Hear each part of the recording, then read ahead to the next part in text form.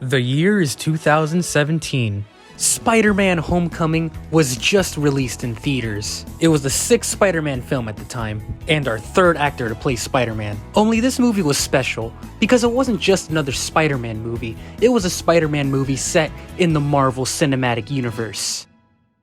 And it fucking sucked. This movie's made for 9-year-old children. What was once a cinematic experience is now just another MCU movie. I'm not. With unfunny jokes, a basic-ass story, and a weak main character. Remember when Spider-Man was a man who handled all his problems by himself? Well, now Spider-Man's a twink little boy bitch. Hello? Who shouldn't even be called Spider-Man.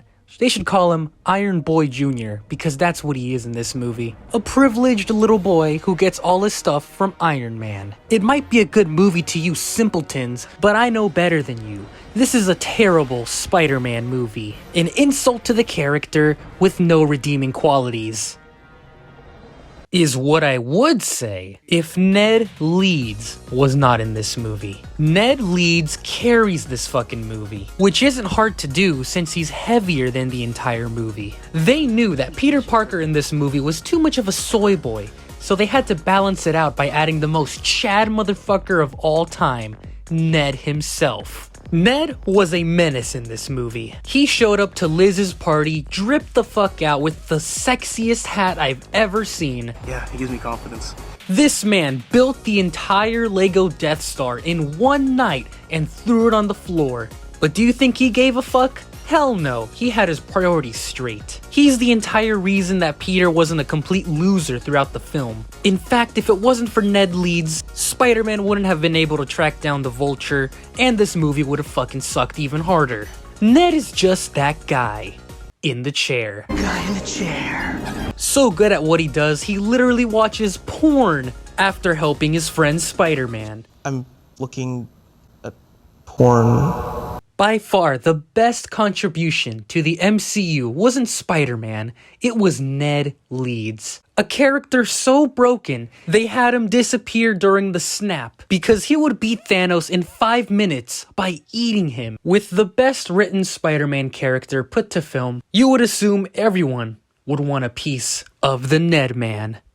But unfortunately, Marvel didn't think so. All of the toys and merchandise for this film was based off this soy boy cuck known as Spider-Man Tom Holland. As the Spider-Man movies went on, and we got more action figures of Tom Holland's Spider-Man, we have gotten figures of MJ, J. Jonah Jameson, Mysterio, but Ned always got the short end of the stick. And it would remain like that for 5 years.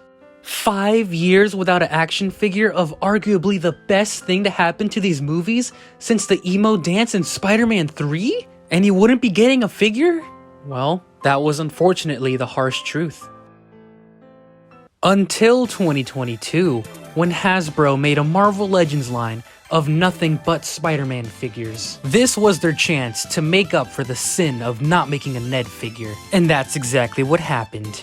After years of begging and praying, we finally got the figure that we deserve. This figure came in a quote-unquote 2-pack with the Tom Holland action figure. But let's be real, everyone bought this for the Ned figure. The Tom Holland figure might as well have just been an accessory to this figure. This set costs a whopping $50. You heard that correctly, $50. You may think that's a lot of money, but honestly, I don't blame them, considering the amount of plastic they had to use to make this figure, and just his overall size. He takes up almost the entirety of the Spider-Man shelf. In fact, he weighs the shelf down. So with a hefty figure like this, the price is understandable and a small price to pay. For Ned, the head sculpt is absolutely beautiful. It perfectly captures Ned and his Dom personality.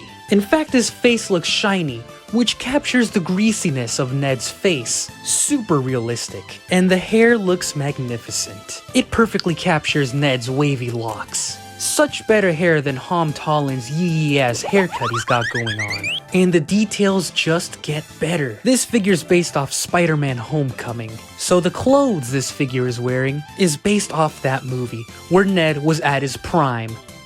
And biggest, the blue shirt with white printing stripes, the faded jeans, the Skechers. his button-down shirt, which he leaves open, because Ned goes against fashion standards, and rocks his shirt the way he wants. Or maybe he just physically couldn't close it, I don't know. And of course, they had to make his watch. And just by him having this accessory, you know that this motherfucker has money. I don't know how much this fit costs, but I bet it's over 5K, cause Ned is just that guy. In the chair. Guy in the chair. Ned only comes with one accessory, because the figure's so good, if it came with any more, it would just feel like overkill. Ned comes with his camo-colored backpack. And if you know anything about Ned lore, this is a reference to the tie-in comic where Ned Leeds goes to Vietnam. And just like that, you have the completed Ned figure. He only comes with open hands, so you can give him any accessory you want. Like this slice of pizza, but you know that little ass slice isn't gonna satisfy him, so you might as well give him the whole box. You can give him a milkshake to wash that down. Or you can give him a pretzel from Retzel's Pretzels. Imagination is the limit with the amount of stuff you can give this figure without him eating it. And they actually made a mistake. This figure does in fact come with one more accessory, and that's this head of Ned wearing the Spider-Man mask. And this is a reference to Ned's tie-in comic, issue number 2 for Spider-Man Far From Home, in which he becomes Spider-Man. But unfortunately, this comic wasn't canon. I think we all know that Ned Leeds would have done a much better job as Spider-Man than Tom Holland. Speaking of Tom Holland, he's included in this 2-pack too, but no one gives a shit about that fucker. I paid my $50 for Ned Leeds, and I got Ned Leeds. You might as well just throw this figure in the garbage. The amount of plastic this figure uses already makes up for 2 figures anyway. As for size comparisons, here he is next to Dr. Octopus, here he is next to the Marvel Legends Kingpin, and here he is next to the SH Figuarts Majin Buu. Here he is next to the next figure I'm reviewing, and here he is next to the Figma Aqua. And I think this is a great comparison. You got the most useful character in his franchise next to the character who's useless in their franchise. And when the dust settles and everything's said and done, this figure is absolutely amazing.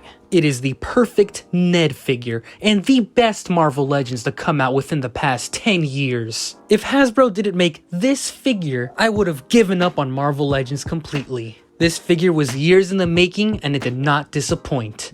It's poseable, it's dynamic, it's big, it's sexy, and it's all things Ned. Ned isn't the figure we deserve, but the one we need right now. He's a silent guardian, a hungry protector. This is the CEO of sex. Porn.